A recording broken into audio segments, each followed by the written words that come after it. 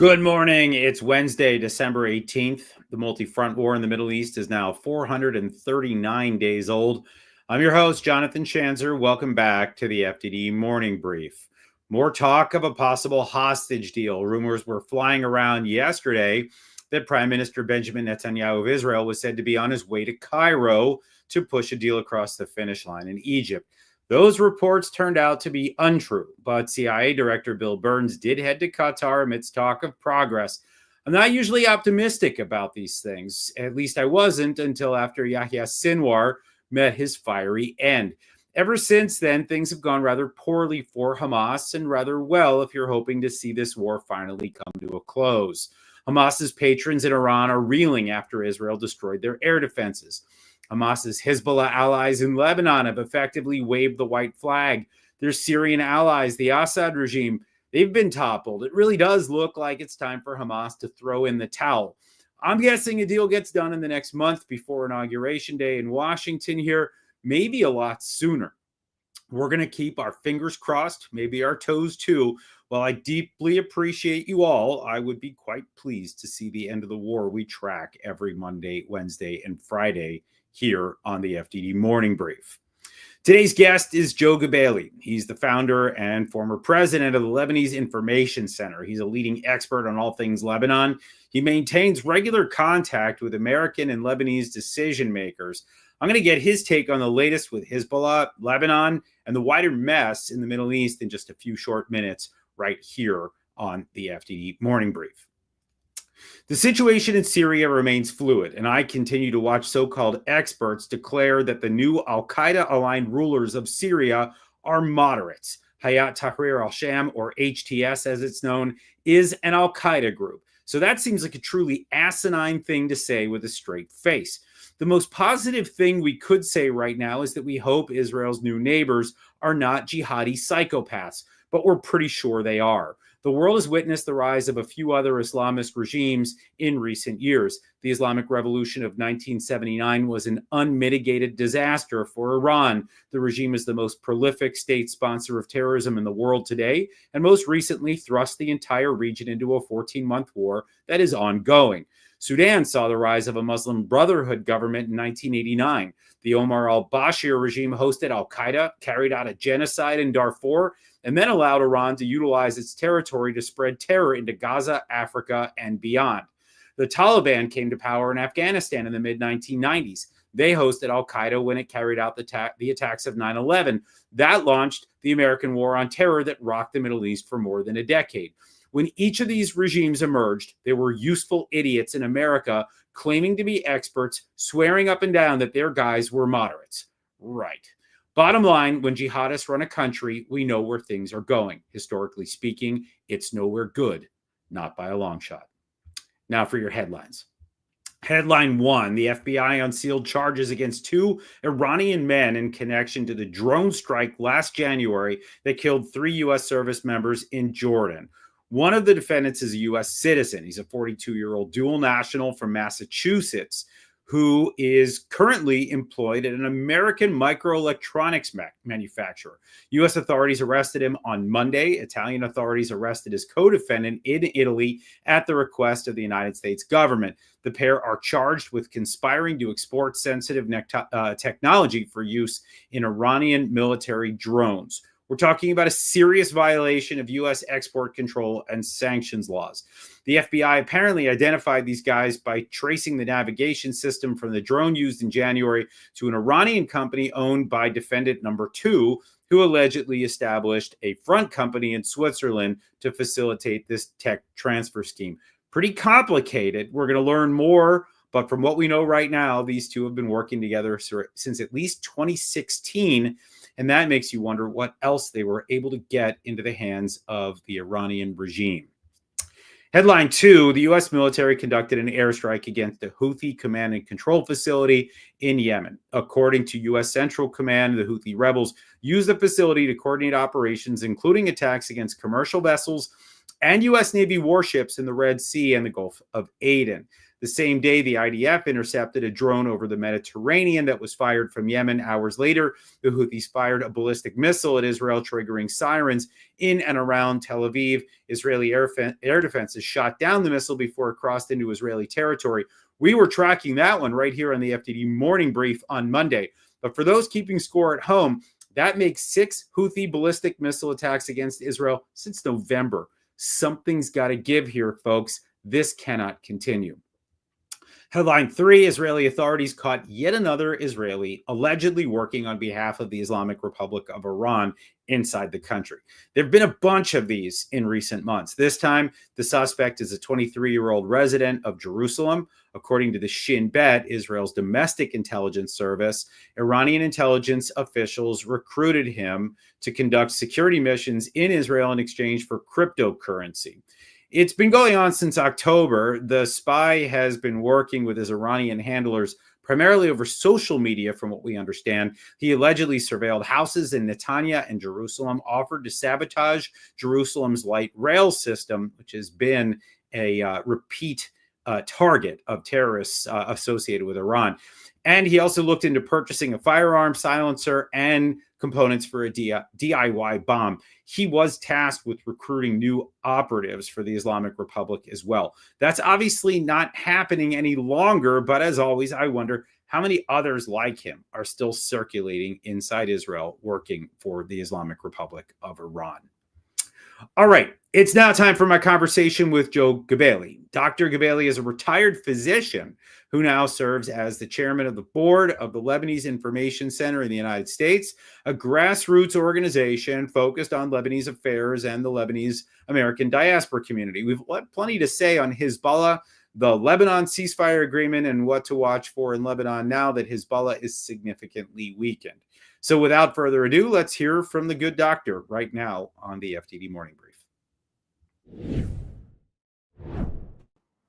Welcome to the show, Joe Gebeily. Thank you, John. Thank you for hosting me. It's our pleasure. Let's start with this. Lebanon is abuzz again with politics. I'm a skeptic here. I find the Lebanese system totally dysfunctional. I think a lot of people do. But maybe you're more sanguine. What are the prospects right now of electing a president on January 9th? Who's the most likely candidate? Should we expect yet another ineffective consensus candidate? What's your take on what's happening right now on the political scene? So regarding the presidential election, as you may be aware, Lebanon has been without a president for 26 months now. Now, the Constitution is pretty clear about how the process should go. I mean, the articles say when the parliament should meet to elect a president which is within 2 months of the term of the sitting president.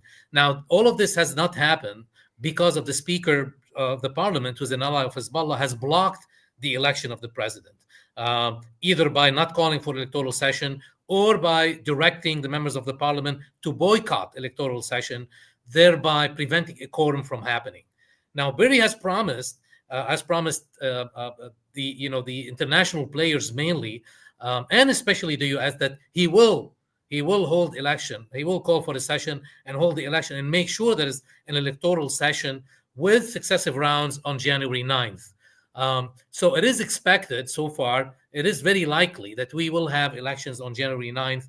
What the outcome would be, yes, you could end up with possibly a pro-Hezbollah president. Now, we should take notice that now in the parliament, the parliament is divided in 3 camps: a pro-Hezbollah camp of 45 members, an anti-Hezbollah camp of 30 members, solid, and then you have 50 members who are undecided. And they are the one who are going, at the end, they're going to have to decide to switch towards one camp or another, and will decide the outcome of this election. So we could end up with either pro-Hezbollah, an anti-Hezbollah, or someone who's totally neutral with very minimal effect, despite all the changes happening in the region, very minimal effect on the Lebanese sovereignty, progress, peace, etc. All right, well, let's talk for a minute about Hezbollah in politics in Lebanon. Hezbollah's ability to impact Lebanese politics and its ability to prevent the state from acting against it really does hinge on its widespread popular support, at least historically. In a September Arab Barometer poll, 85% of Shia in Lebanon came out in support of Hezbollah, Only 5% said they didn't. Do you think this is still the case after the disastrous war with Israel? Are there any indications that this has changed in your mind? Now, of course, first of all, Lebanon is a multi-confessional country, with each confession having a say in the decision-making of the country. So whoever controls one community, like, for example, the Druze community was only 6% of the population. Now, since Walid Jumblat controls or has the support of most of the community, he has a seat on the table, and he will be part of the national decision-making process. So if Hezbollah controls even 50% of the Shia population, and he probably does control more than that in their own community. So the evidence of discontent and disenchantment with Hezbollah within the Shia community is really largely so far anecdotal, despite all the sufferings and the damages done to the Shia community. Now, there has been, I should say also, but there has been some increasingly vocal critics, I would say, lately. We're hearing more voices from within the Shia community, activists, journalists, religious figures even, criticizing the behavior of Hezbollah, taking control of the state decision, launching these wars in the region, including against Israel. So now, I should say also that, a bit back to the Arab Barometer survey, that the Shia constitute 30% of the country. So 80 or over 80% do support Hezbollah. That's okay. But you have 90% in that same survey, over 90% within the rest of the communities that are opposed to Hezbollah. They extremely, vocally distrust Hezbollah. So the majority of the Lebanese are anti-Hezbollah, basically. And Hezbollah is isolated at this point from the rest of the Lebanese people. Well, that majority, I think, needs to be proven. It needs to be borne out in politics, obviously, but we'd like to see maybe more action taken against an illegal terrorist organization, even if it is involved in politics. Much ado was made about an inspection of a storage room at a Lebanese university suspected of containing weapons, most likely small arms. This gets to the question of taking action against Hezbollah. Some Lebanese activists right now, folks that are advocating for perhaps more support for the state, they made a big deal about this, suggesting that Lebanon was finally beginning to act against Hezbollah. I'm going to say right here, I'm not buying it. So far, we've just not really seen any moves by the Lebanese government, not a parliamentary bill, not a cabinet decision, really no action by the Lebanese armed forces. And I think, correct me if I'm wrong, but not a single statement by a politician with actual power indicating that Lebanon is ready to act against Hezbollah. I've talked to friends in Lebanon, folks that are here in the United States. People are saying, oh, it's different this time. Is it different? Joe, honestly, do we really see a Lebanese government or an LAF that's ready to take action against Hezbollah? Well, John, what you have to remember now is that the current Lebanese cabinet is a holdover from the Aoun presidency. That's a cabinet that's been in charge for about 3 years. It's what we call a caretaker cabinet. We have not had a new cabinet after the departure of the Aoun presidency. So this cabinet, first of all, does not represent the majority of the Lebanese people who voted in 2022 against Hezbollah. Hezbollah lost the last parliamentary elections. So what I'm trying to say is that don't expect much from this current cabinet. This is a pro-Hezbollah. They have the majority in the current cabinet. So don't expect much from this government.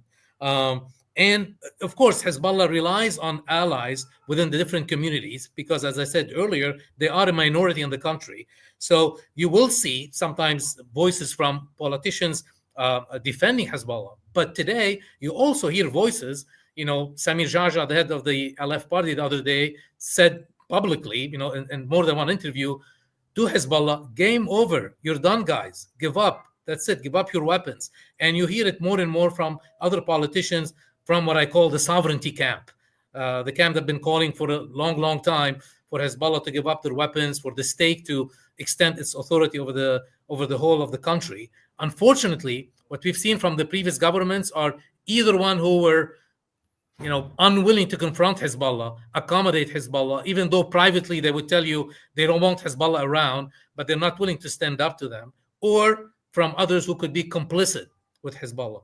The hope is that if we're going to get elections on January 9th, we could get a president that's committed to the international resolution, the sovereignty of the state, of the country, that would form a government that would stand up to Hezbollah. That's the hope that we're waiting for.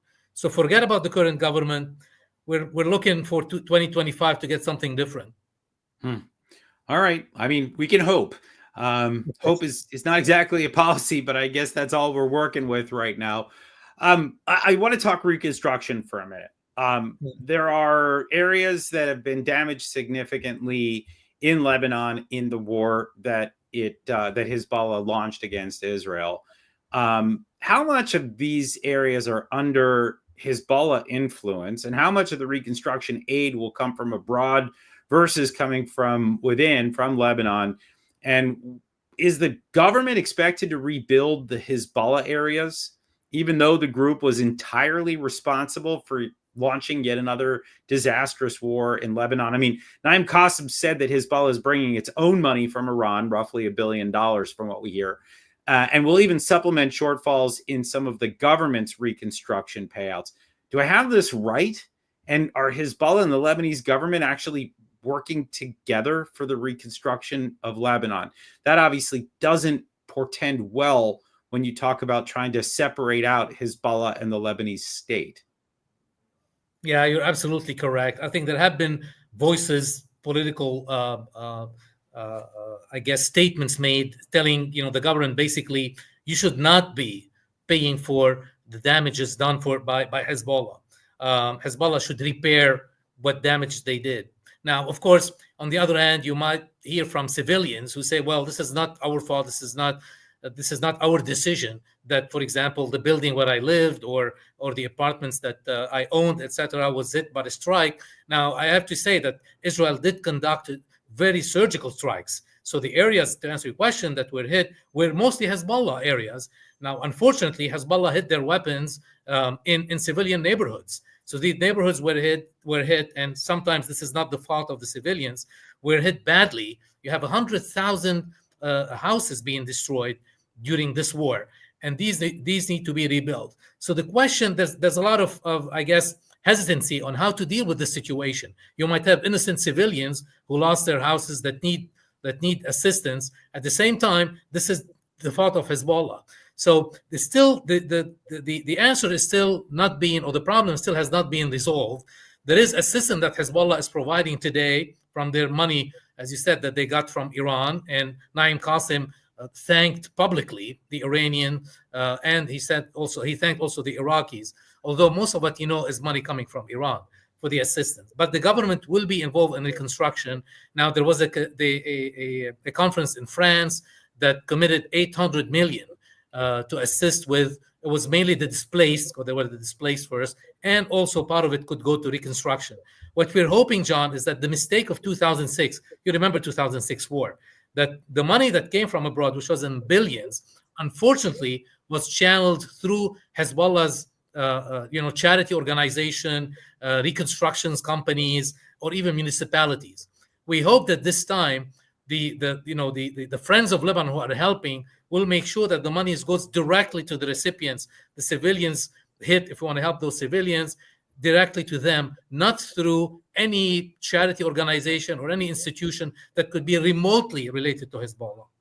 Yeah, I'm skeptical, but I guess we'll see where things go. Last question for you before I let you go. The Assad regime obviously just collapsed. I mean, good news, right? So what does this mean for Lebanon? What does this mean for Hezbollah's resupply routes? If Hezbollah can't establish a modus vivendi with the new rulers in Damascus to revive their supply route through Syria, are there alternatives for Hezbollah? I mean, we heard Naim Qassem, the Director General of Hezbollah, talk about alternatives.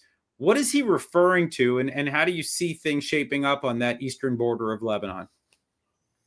I mean, for someone who lived throughout the war in Lebanon, even before the war, I know how bad the Assad regime was in dealing with the Lebanese sovereignty. Sending weapons, militias. At one point, John, we had every terrorist organization in the world having an office in Lebanon because of the Assad regime. You can talk about PKK, the Japanese Red Army, the Italian Red Brigades, and all of these were coming through Syria. the PLO, when they had their whole military operation in Lebanon, they came through Syria and because of the Assad regime. And finally, the Iranian influence in Lebanon, all the supply routes to Hezbollah, as you mentioned, all the weapons, the rockets, and the tens of thousands, they all were channeled through Assad territory. So I can tell you, everybody in Lebanon who's not a Hezbollah person is absolutely elated about the fall of this regime, besides the fact that this regime is responsible for killing thousands of Lebanese, assassinating political leaders in Lebanon, etc. So I cannot be but very happy by the fall of the regime. Now, of course, I have to be cautious about what the alternative is, what to expect from the next rulers of Damascus.